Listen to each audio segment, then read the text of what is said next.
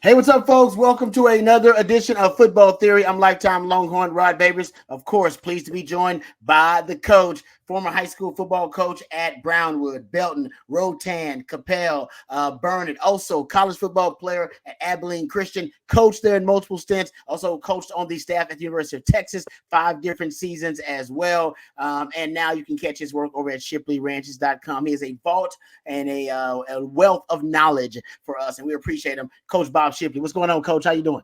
Hey, Rod, what's up, man? Can you speak at my funeral one day? You know more about me than anybody. Hey, Coach, you got a lot of there's stuff I didn't even mention on here, Coach. You've accomplished a lot in your life. Well, it's a good no. The quick, succinct summary there. But yes, of course, we got a lot to talk about because we're talking about the spring game. So we'll get into our observations of the spring game. Yes, as a defender, I was a little disappointed by some of the defense, the pass defense. We'll talk about that, and I'll talk about what the glimpses that we got to see, the sneak peek we got to see, what it may mean for Texas football this upcoming season. But before we get into that, we do have to thank our fantastic sponsor, Laura Baker. Football Theory is brought to you by accomplished Austin realtor Laura Baker. Laura and the Andy Allen team at Keller Williams can handle all of your real estate needs in the Austin area. Laura is not only a diehard Longhorn fan, but a longtime Austin real estate expert. Give her a shout today at 512-784-0505. That's 512-784-0505. All right, Coach, let's get right to it and give our thoughts on the spring game. There are a few things that stood out to me. You want to start on the offensive side, or you want to start on the defensive side? Probably want to start on the offensive side.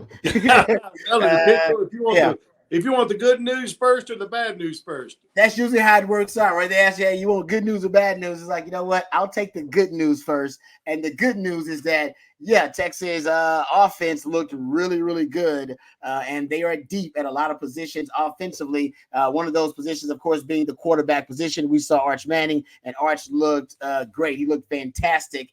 And one of the things that I think I talked about that I think may have been confirmed in the spring game, Coach, they're going to expand this wide receiver rotation. I think Sark is going to expand it. It's usually the circle of trust, as I call it, usually about 3 to 4 guys. I think you may have as many as 5 or 6 guys in that circle of trust. Looking at a young Ryan Wingo and what he accomplished, looking at DeAndre Moore, looking at Isaiah Bond, Jonte Cook, that makes for a Silas Bowden is not even on campus yet. I mean, that's 5 deep at the wide receiver position right there. Matthew Golden, another guy. You could have as many as 6 receivers in that circle of trust. That's something that was confirmed to me watching the spring game that stood out. That was glaring, if you will. You know, it's good. It's really good, but as long as we utilize it and figure out a way to maximize our talent at that position, it's you mentioned 6 guys. All 6 of those guys are GoDaddies. I mean, they're all stars. I mean, they're all 6 going to be in the NFL. In my opinion, you remember how long it was from the time. Well, probably Jordan Shipley in 2010 draft. How long it was before he put an NFL receiver in the NFL? It was especially drafting one. It was a long time. And so the good news is you've got 6 guys that are GoDaddies that are ready to go, primed, ready to go. You can't get the ball to 6 players consistently. It's you're doing it in service to your studs. You know, You really are. I like the way that Sark has left his studs in, as opposed to Tom Herman, who used more of a rotation, and nobody really got a chance, in my opinion, to really get into a good rhythm. So it's good news and bad news. What do you think about that, Rod? No, I agree with you on that. I'm with you 100%. You got, and I think one of the ways to kind of, like you said, those GoDaddies you talked about, I like that, to maximize those guys. I think Sark, we didn't see it in the spring game. He may experiment.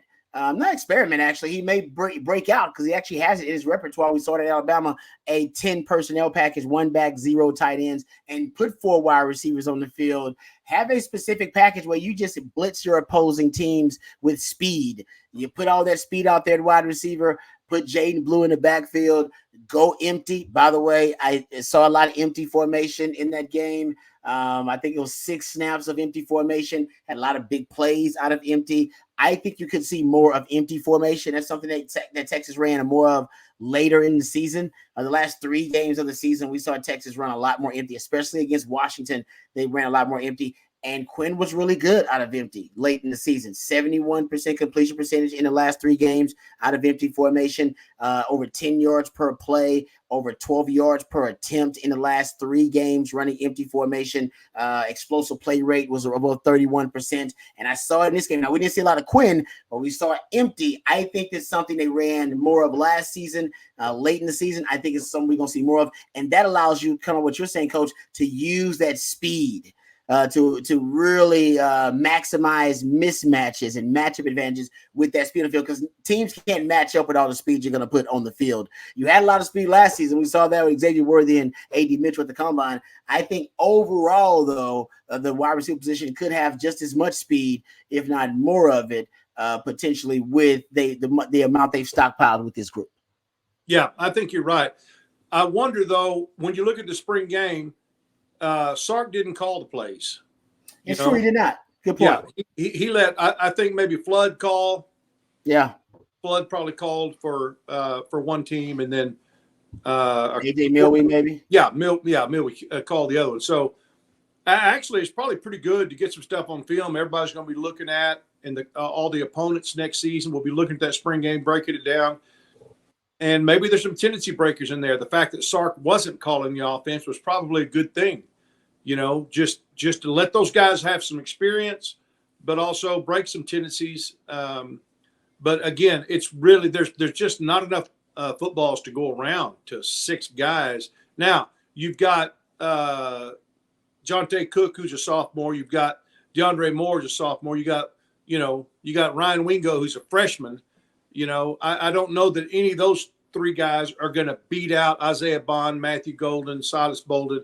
I don't know.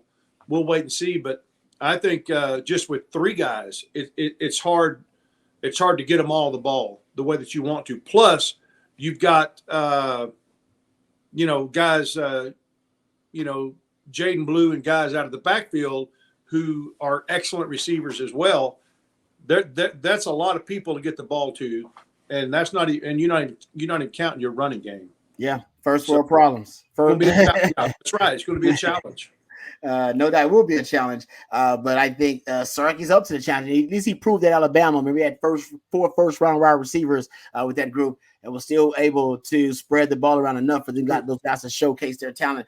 That would be the hope. But yeah, I think that receiver rotation is definitely going to expand. You could get some more concepts to help maximize all that speed, as we talked about with empty formation, maybe even 10 personnel. Didn't see that necessarily in the spring game, but I think he has it in his repertoire from his time at Alabama. I recognize there was more pre-snap motion, at least higher rate of pre-snap motion. Usually Sark's around between 50 to 55%. You were a little bit higher than that in the spring game. As Sark didn't call the plays, like you said, but it was his offense.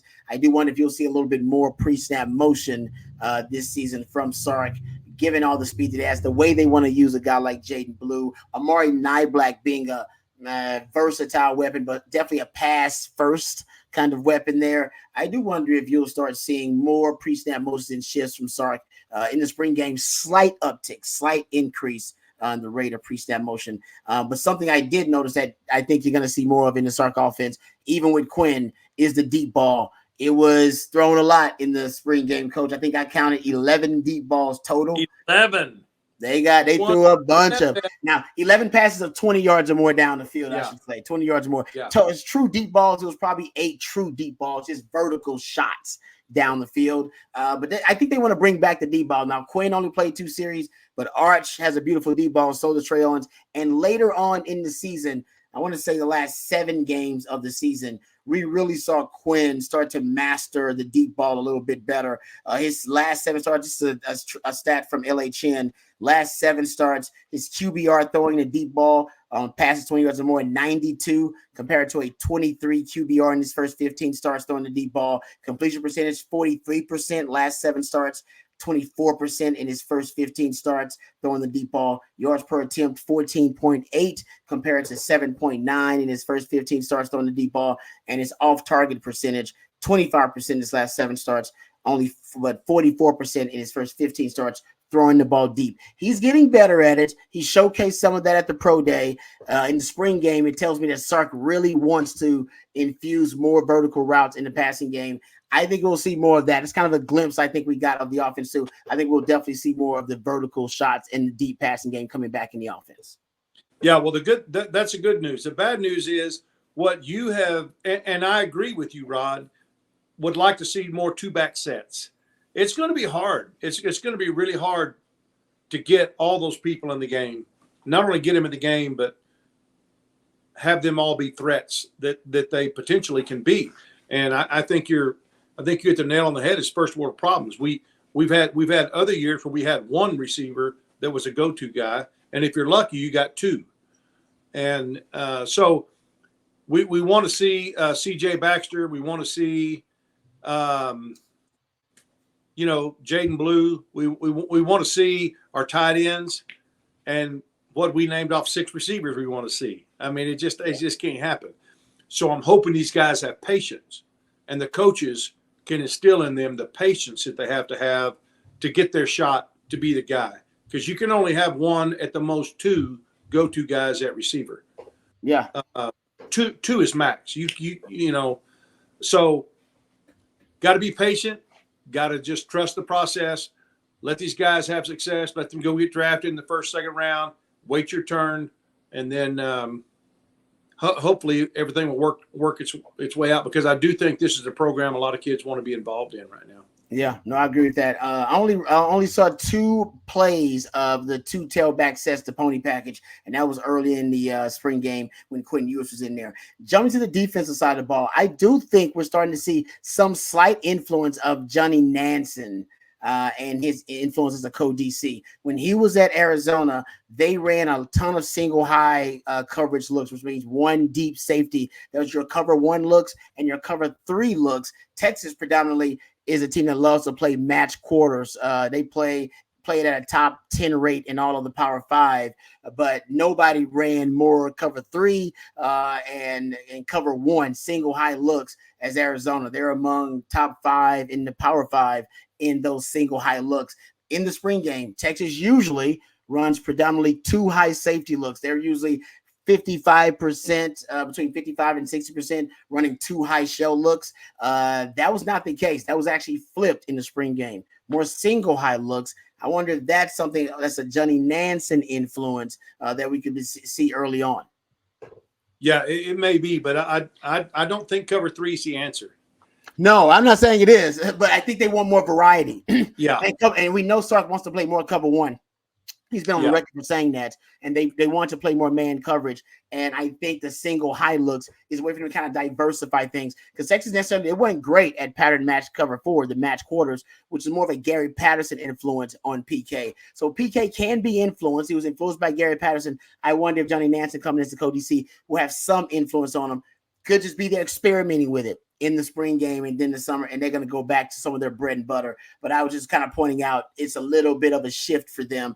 Something else I noticed, less boundary and field corner reps. The corners stayed left and right instead of switching field and boundary. That's also something to watch. Maybe it's them using their versatility coach, less rigidity with that group in the backfield. Not that it helped them. So maybe not that it helped him. And my concern, is that the DBs coach, they're not contesting enough of those plays, and some of the issues that plagued them last season, passing off routes in coverage, bad eyes in the backfield, giving up the deep ball, inside breaking routes. Those were some of the same issues that came back to expose them in the spring game as well. Yeah, and there's no excuse for that. I mean, I don't think it's anything that the Texas offense did in the spring game that they hadn't been doing every practice. I mean, as a DB, did you see anything that looked confusing to you? No. Something that you could say, oh yeah, well, that was really a tough combo to cover. I didn't see anything like that. I'm not a DB. I mean, was it crazy stuff that the offense was doing to get those guys so wide open, or was it just bad defensive back play? I said it was bad DB play, just me personally, but I'm a little biased, as you know. I went back and track coach. First of all, let's look at the deep balls. They allowed Texas quarterbacks to complete 45% of their deep balls. That number is way too high. You're going to look at inside breaking routes. We're talking about slants and post routes, glance routes, six routes, anything that's an inside breaking route. They allowed the Texas quarterbacks to have a 52% first down touchdown rate on throwing inside breaking routes. When I looked at money downs, Texas quarterbacks converted over 70% of their money downs throwing inside breaking routes. And you think, oh man, that's crazy. That's just something that happened in the spring game. That was also the case for Texas last season. Last season on inside breaking routes, money downs, third and fourth down, Texas allowed their opponents to convert over 50% of their targets to inside breaking routes on money downs. So a lot of the same issues. The deep ball hurt Texas last year. They allowed opposing starting Power 5 quarterbacks to complete 42% of their deep balls. And then we saw that come to fruition in the Sugar Bowl. And then we saw it again, obviously, in the spring game. So my concern is that the same issues that plagued them last year, we saw them materialize in the spring game, and we didn't really see much improvement in terms of them contesting some of those plays. So that would be my concern. Doesn't mean I am giving up on them, and it's not doomsday yet, but they certainly have some things to work on. There's going to be a lot of work to be done this summer in training camp to correct those things. You would think through the off season that some of those things, would have been cleaned up a little bit. I didn't see a whole lot cleaned up. I didn't. I mean, I know that there's some things going on maybe that we didn't know about. Maybe there was some new combinations they hadn't seen yet, but I certainly anticipated our secondary to show improvement from last season. And so far I haven't seen it. But as I've said oftentimes on this and on our Winning Drive show we do on Monday and Thursday evenings, that I believe in this coaching staff. And I don't believe they're not idiots. They're not sitting there. They've seen it 100 times more than we've seen it. They see it in practice. They see it in the game. Then they have to watch that film over and over and over. Yep. They're going to take steps to get this remedied. I just think it's kind of moved to the point in my mind where through the spring it was concerning. Now, to me, it's urgent. It's urgent because you had time to get it fixed. And we still, whether it's eyes, whether it's, having a hard time recognizing routes. I don't know what it is, but I'm very concerned. I think it's urgent right now that we get something taken care of on that. Yeah, no doubt. I think they'll pursue solutions in the transfer portal, but they also need some of these young guys to step up. Now that you have Terrence Brooks leaving, Austin Jordan as well. Let's thank our sponsor before we end this thing. Football Theory brought to you by accomplished Austin realtor Laura Baker. Laura and the Andy Allen team at Keller Williams can handle all of your real estate needs in the Austin area. Laura is not only a diehard Longhorn fan, but a longtime Austin real estate expert. Give her a shout today at 512-784-0505. That's 512-784-0505. So thank you to Laura Baker for all of her support. And thank you, Coach, for all of the knowledge. We appreciate your expertise each and every week. Like I said, I'm a wiser man for it. There's no doubt about that. So for Coach and myself, for the On Texas Football family, for Laura Baker, until next time, Coach, hook 'em. Hook 'em.